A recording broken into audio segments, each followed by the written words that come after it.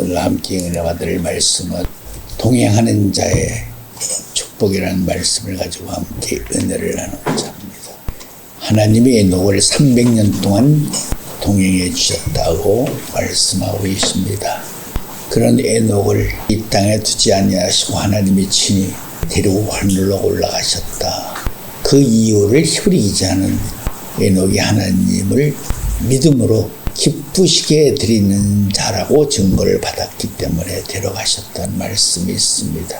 편안한 입장에서 생각한다면 하나님이 동행해 주시니까 얼마나 좋을까. 큰 은혜 속에, 큰 은총 속에 함께하고 계시는 것이라고 생각할 수가 있습니다.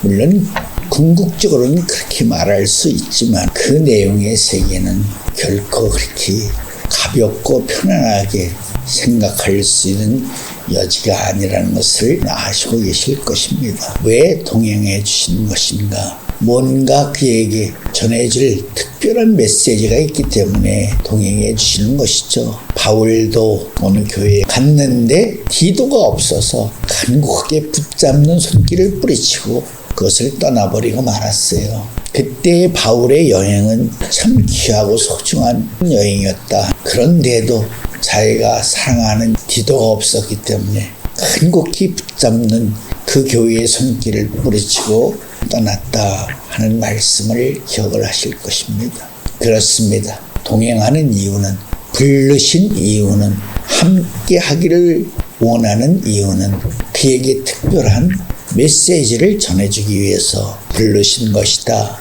함께 해주시는 것이다. 동행해 주시는 것이다. 그렇다면 하나님은 부르셔서 단번에 자기가 전해주고자 하시는 메시지를 그에게 전해주시는 것일까 하면은 절대 그렇지 않다는 것이죠. 내가 맡길 내용을, 내가 맡길 메시지를 내가 부른 이 사람이 감당할 수 있는 여부를 시험하고 확인한다 하는 사실을 우리는 잊지 말아야 됩니다. 엘리사도 엘리야에게 길갈로부터 네 장소를 옮겨 다니면서 시험을 받았죠. 끝까지 엘리사가 엘리야를 놓치지 아니함으로 말미암아 스승으로부터 영감의 2배의 축복을 받았다.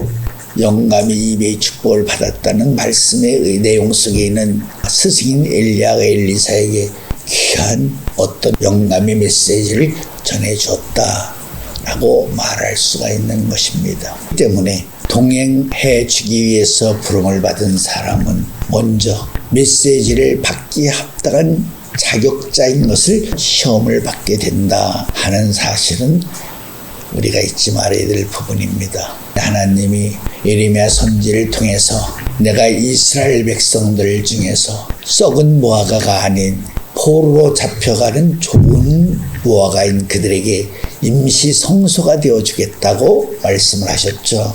그렇다면 임시 성소가 되어줄 수 있는 사람을 하나님은 선택하셔야 됩니다. 그래서 뽑힌 사람들이 다니엘과 세 친구였다 하는 것을 알아야 됩니다.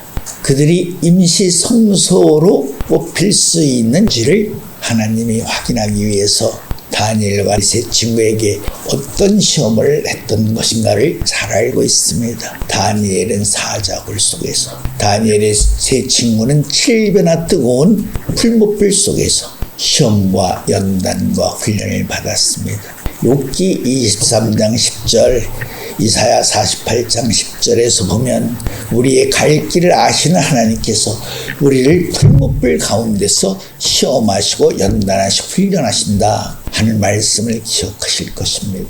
시편 105편에 보면 하나님의 말씀이 응하여 이루어지기까지 요셉의 발에 착고를 채우셨다 하는 말씀이 기록되어 있습니다.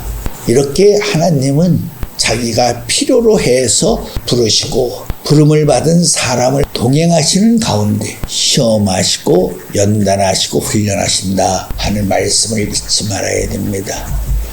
욥기 23장 10절 말씀. 나의 가는 길을 오직 그가 아시나니 그가 나를 발견하신 후에는 내가 정금같이 나오리라. 이사야 48장 10절 말씀. 보라, 내가 너를 연단하였으나 은처럼 하지 아니하고 너를 고난의 풀무에서 택하였노라. 시편 105편 17절 말씀. 한 사람을 앞서 보내셨으며 요셉이 종으로 팔렸도다. 그 발이 착고에 상하며 그 몸이 쇠사슬을 메었으니 곧 여호와의 말씀이 응할 때까지다. 그 말씀이 저를 단련하였도다. 로마서 11장 29절 말씀. 하나님의 은사와 부르심에는 후회함이 없다. 동행하시는 자들에게 하나님이 이렇게 욥기 23장 10절, 이사야 48장 10절, 시편 105편 17절 말씀처럼 하나님 시험하고 연단하고 훈련하신다. 그리고 난 후에 하나님이 인정해 주시면 그에게 구속사의 비밀과 암호를 가르쳐 주신다는 것이죠.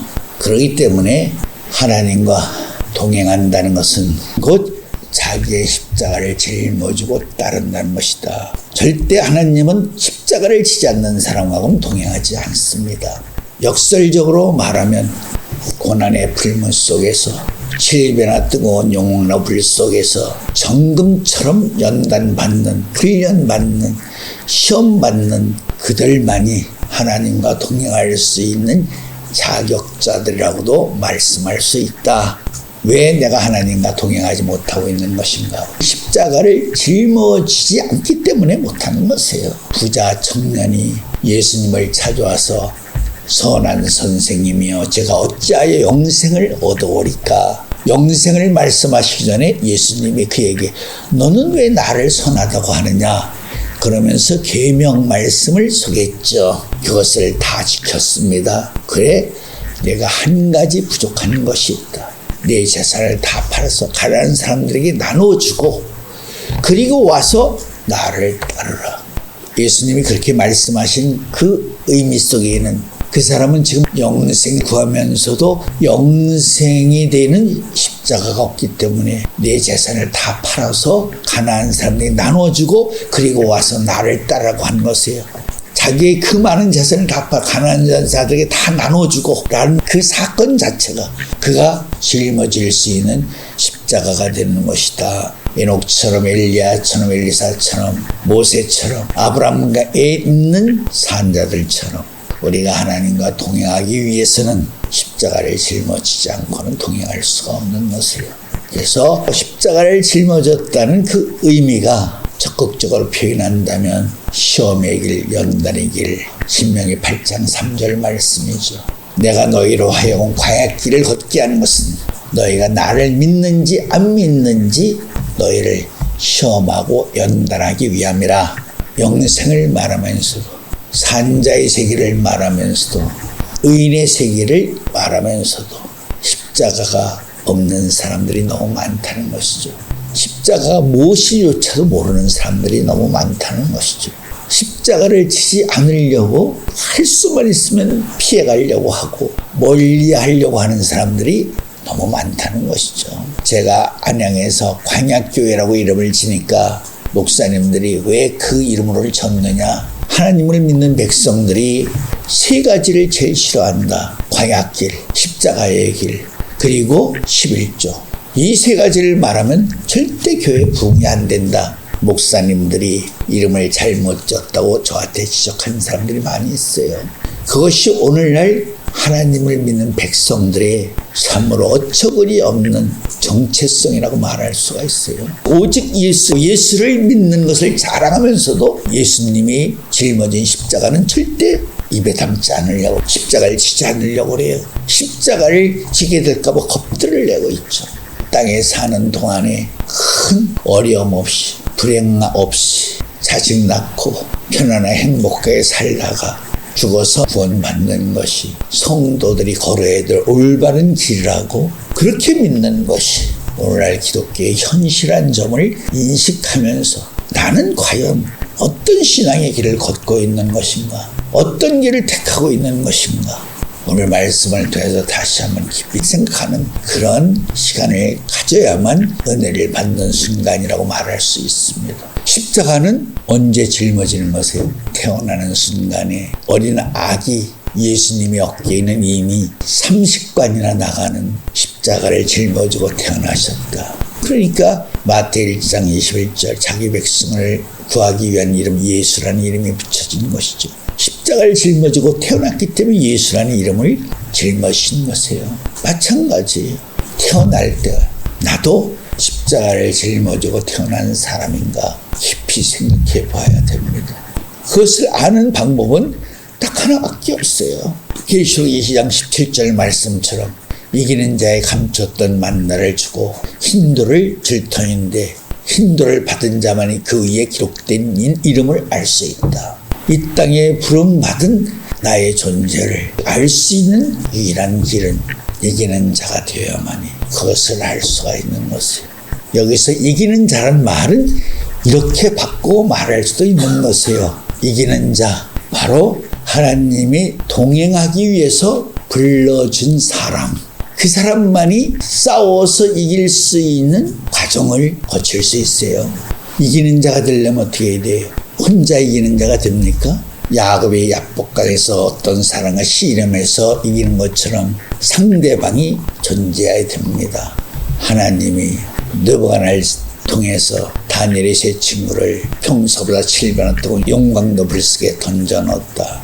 그래서 이기는 자가 되었다. 적수가 있어야 됩니다. 싸움의 대상이 있어야 됩니다. 물론 야복강에서 야곱이 싸워 이긴 사람은 사단 마귀가 아니라 어떤 하나님의 사람을 말하고 있는 것입니다. 꼭 사단 마귀와 싸우는 것만이 이길 수 있는 대상은 아닙니다. 에녹도 하나님과 300년 동안 동행했기 때문에 그 동행하는 과정에서 믿음으로 증거를 받았다. 이긴 자로서 증거를 받았기 때문에 에녹이 산자의 세계를 통해서 하나님이 이루시고자 하시는 그 영광의 비밀을 암호를 받게 되었다. 그래서 그 구속사의 신비로운 비밀과 암호를 에녹이 아들 무드셀라에게 또 무드셀라는 아들 라멕에게 산자의 세계의 비밀이 3대를 통해서 4대째인 노아를 통해서 완전하게 전해짐으로써 노아가 300규빗, 50규빗, 30규빗이라는 성부, 성자, 성령을 상징한 방주를 지을 수 있었고 완전한 은혜를 입고 당대의 완전한 자가 될 수 있었다고 창세기 6장 8절 9절에 기록되어 있다는 것을 알아야 됩니다. 왜 하나님이 동행을 하시고자 하신 것인가? 그에게 어떤 비밀을 가르쳐주기 위해서 어떤 특별한 의미 있는 메시지를 전하기 위해서 불러주시고 함께 하시고 동행하는 것이다. 아브라함에게 언약을 맺으시고 이삭에게 맹세하시고 야곱에게 율례와 규례를 이루게 해주심으로써 4대째인 요셉이 산자의 열매가 되어서 이스라엘 영적 장자가 되었다고 역대상 5장 2절에 기록되어 있다. 산자의 열매를 맺을 수 있었던 요셉, 영적 장자가 될 수 있었던 요셉, 장차 재림의 마당을 통해서 어린 양의 신부가 될 수 있었던 요셉, 단독적으로 하나님이 그와 언약을 맺으신 것이 아니죠. 아브라함 언약을 맺고 이삭에게 맹세하시고 야곱에게 율례와 계례를 주심으로써 그 터 위에서 요셉이 이스라엘의 영적 장자가 될 수 있었다는 말씀을 우리가 깊이 새겨도 세상 소리처럼 어떤 드러난 결과가 하루아침에 이루어지는 것이 아니라 3대를 통해서 메시지가 전해지고 4대째인 열매를 통해서 하나님이 주신 메시지의 결과가 영광이 이루어지는 것이다. 그런 의미에서 나는 하나님이 동행해 주시기 위해서 부름받은 사람일까라고 자신을 돌이켜본다면 부름받은 증거가 내게 있는지를 확인해 봐야죠. 부름받은 증거의 내용이 뭐라고 그랬어요? 시험, 연단, 훈련을 시키신다. 각자가 나는 그런 시험을 받고 있는가? 나는 그런 훈련을 받고 있는가? 나는 그런 연단을 받고 있는가? 여러분들의 신앙, 삶의 중심에 그런 역사가 이루어졌다면, 진행이 된다면 여러분들은 하나님이 동행하시기 위해서 부름을 받은 사람들이라고 말할 수 있어요. 아까 부자 청년은 자격을 상실하고 말았죠. 불순종함으로써 신앙의 양심으로 자신을 알 수 있을 거예요. 나는 시험, 연단, 훈련을 받고 있는 것인가? 시험연단 훈련을 받는 그 과정을 뭐라 그랬어요? 정금처럼 만들어지기 위해서 풀무불 속에 넣은 것이라고 표현하고 있죠. 그런 과정이 있는 사람은 하나님과 동행하는 사람이라고 말할 수 있다. 그것이 없는 사람은 동행하는 사람이 아니에요. 하나님과 동행을 통해서만이 의인이 될 수 있는 것이에요. 노아, 다니엘, 세 사람이 하늘이 인정한 의인들이에요. 구약 때 하나님께서 인정해 주신 의인들이에요. 욥이 어떤 시험을 받았어요? 30년 동안에 걸쳐 하나님이 사단에게 2번이나 내어주었어요. 욥이 받은 시험, 환난. 그렇기 때문에 욥을 가리켜 히브리 기자는 뭐라고 말하고 있죠? 인내의 조상. 노아 시험연단 훈련을 받는 과정이 방주를 만드는 과정이었었어요. 70년 동안 방주를 졌어요. 8가족이. 젊은 아들들이 얻은 젊은 아내들이 다 경수가 끊어졌어요. 너무도 고난과 환난과 어려움 속에서 살았기 때문에 방주를 짓고 나서야 홍수 2년 후에 셈이 아르박삭을 낳았더라. 이렇게 말씀하고 있어요. 나이 먹은 사람들이 경수가 걸어져는 그런가 말할 수 있지만 결혼하자마자 젊은 세대들이 경수가 끊어졌다. 그만큼 고통스러운 시간을 보냈다는 거예요. 다니엘은 여러분들이 잘 알고 있죠. 다니엘이 받은 환난. 하나님의 구약의 마당에서 가장 큰 의인을 3사람을 지적한 것이다. 첫째 부활을 의인의 부활이라고 그러죠. 의인이 되지 못하면 첫째 부활에 들어가지 못해요. 믿음의 조상들이, 의의 조상들이 걸었던 그들이 발자취를 따르지 않고는, 그들이 짊어진 십자가를 지지 않고는 절대 의인이 되지 못해요. 그들은 하나님이 역사할 수 있는 믿음의 무대가 되어준 사람들이고, 그 무대를 통해서 하나님의 영광을 나타내어 주신 사람들이에요. 이미시 성소가 되어주기도 하고, 그 어떠한 상황 속에서도 그리스도의 향기를 나타내어 준 사람들이에요. 한마디로 정리한다면 그런 그들이 하나님과 동행하고 있는 사람들이에요. 복 중에 가장 큰 복이 뭐냐라고 말한다면 동행의 축복이 가장 큰 거룩한 영광된 축복이라는 것을 알아야 돼요. 세례요한이 왜 여자 중에서 가장 큰 자로 태어났는가? 예수님과 함께 땅에 짝이 되어서 왔기 때문에 그가 가장 큰 자로 태어났던 사람이에요. 마찬가지예요. 신약의 마당보다 재림의 마당은 7배의 영광이 더 큰 마당이에요. 그러한 마당에 이 땅에 태어난 사람들, 얼마나 큰 영광을 가지고 태어난 사람들인가. 큰 영광을 가지고 태어났기 때문에 그들은 그냥 태어난 것이 아니에요. 그들은 태어날 때 영적으로 말하면 순교의 십자가를 짊어지고 태어난 사람들이에요. 죽기 위해서 태어난 사람이에요. 하늘의 뜻을 위해서. 그래서 고전 4장 9절 이하의 말씀, 바울이 신앙 고백 가운데 가장 아름다운 고백 중에 하나예요. 고린도전서 4장 9절 말씀. 내가 생각건대 하나님이 사도인 우리를 죽이기로 작정한 자 같이 네 말에 두셨으니 우리는 세계 곧 천사와 사람에게 구경거리가 되었노라. 우리는 그리스도의 영고로 미련하되 너희는 그리스도 안에서 지혜롭고 우리는 약하되 너희는 강하고 너희는 존귀하되 우리는 비천하여 바로 이 시간까지 우리가 줄이고 목마르며 헐벗고 매맞으며 정처가 없고 또 수고하여 친히 손으로 일을 하며 후욕을 당한즉 축복하고 핍박을 당한즉 참고 비방을 당한즉 권면하니 우리가 지금까지 세상의 더러운 것과 만물의 찌기같이 되었도다. 세상의 더러운 것과 만물의 찌끼 같은 존재로 천사들과 사람들에게 구경거리로 세웠다는 거예요. 죽이기로 작정해서 세우셨다는 거죠. 십자가를 짊어지고 태어난 사람이라는 뜻이에요. 십자가 없는 사람은 절대 순교의 대상이 되지 못해요. 순교는 사람의 의지로 되는 것이 아니에요. 만세전에 그리스도 안에서 예정되어 있는 하나님의 선하신 뜻이며 영광의 대상의 존재들이라는 것을 알아야 돼요. 순교의수로 채울 사람들은 태어난 순간에 자기 십자가 짊어지고 태어나는 것이에요. 십자가가 없는 사람은 순교하고 싶어도 할 수도 없고, 십자가가 없는 사람은 첫째 부활 의인이 될 수가 없다는 것을 알아야 돼요. 그래서 요한일서 3장에 보면 바로 그런 사람들은 하나님의 씨로 태어난 사람이다. 요한일서 3장 9절 말씀. 하나님께로서 난 자마다 죄를 짓지 아니하나니 이는 하나님의 씨가 그의 속에 거함이요 여기서 하나님의 씨가 그의 속에 거함이요라는 이 씨는 뭐를 말하는 것이냐? 자기가 짊어지고 온 십자가를 말하는 것이다. 십자가를 짊어진 사람이 하나님의 씨야. 십자가가 없는 사람은 절대 하나님의 씨가 아니야. 하나님의 씨, 하나님의 십자가를 짊어진 사람 절대 시험 들거나 불평불만하고 그러지 않아. 세상 효자도 좋은 걸 보면 먼저 부모를 생각하고 좋은 음식을 봐도 먼저 부모를 생각해.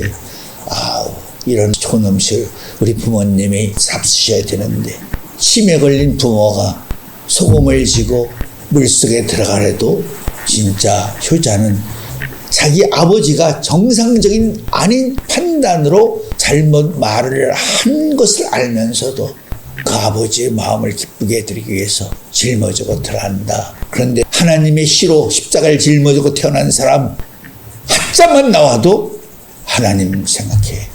시키지 않아도 하나님의 자녀로서의 주인의식을 가지고 인격적인 하나님의 성전을 사모하고 그리워하고 경외하고 경배드리고 감사드리고 나오고 싶으면 나오고 저 바쁘면 안 나오고 그건 하나님의 시간이야. 생명의 부활로 구원받는 차원의 은혜 받은 사람들이지 씨를 가진 사람들이 십자가를 짓는 사람들이 아니야. 십자가를 진 사람들은 하나님 것이 무조건 우선이야. 누가 시키고 그런 뜻이 아니야. 천성적으로 그런 마음을 그런 양심을 가지고 태어난 사람들이야. 스스로 다해. 하나님의 씨라면 십자가를 짊어지고 태어난 사람이라면 하나님의 말씀 앞에 감사의 눈물 외에는 내놓을 것이 없어. 다시 강조한다면 누가 하나님과 동행할 수 있는 사람인가? 하나님의 씨, 하나님이 주신 뜻의 십자가를 짊어지고 이 땅에 태어난 사람만이 하나님과 동행하고 하나님께 온전한 산제사를 통해서 영광 드릴 수 있는 그런 의인이 될 수 있다. 알다시피 멸류관에도 금멸류관, 생명이 멸류관, 영화로운 멸류관, 많은 멸류관이 있어. 멸류관, 의의 멸류관이 가장 큰 거야. 바울이 하나님이 나를 위해서 의의 멸류관을 예배해 둔 것을 내가 안다.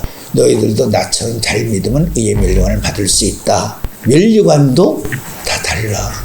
의인도 똑같은 의인이 아니야. 12제자 가운데 예수님의 베드로, 야고보, 요한 세 제자를 제일 사랑했어. 그런다고 세 제자가 똑같은 멸류관을 받느냐면 그렇지 않아. 제일 사랑한 세 제자도 멸류관이 달라.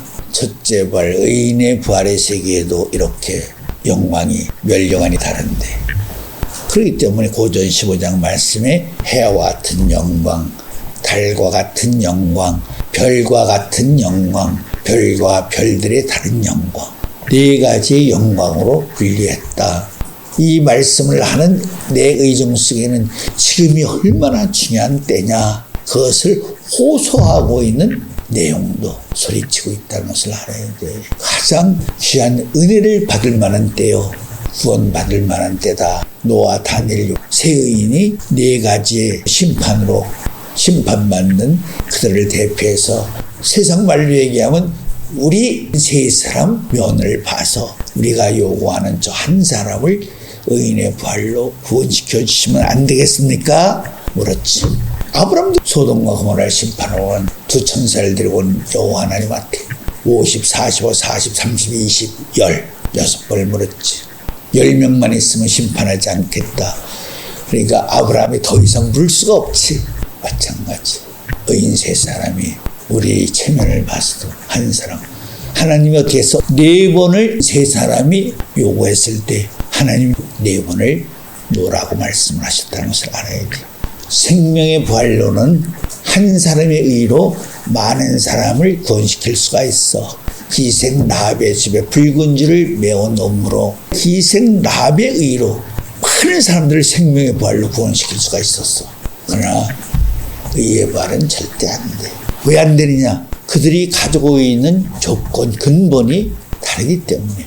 그들은 이미 하나님의 씨를 가지고 태어난 사람이고 선하신 하나님의 뜻을 위해서, 하늘의 뜻을 위해서 십자가를 짊어지고 태어난 사람이고, 그들은 하나님의 영광을 위해서 자신의 영혼을 속건제물로 산제사 드리는 사람들이기 때문에, 영적 예배를 드려야 될 사람들이기 때문에 그들은 근본이 다르다.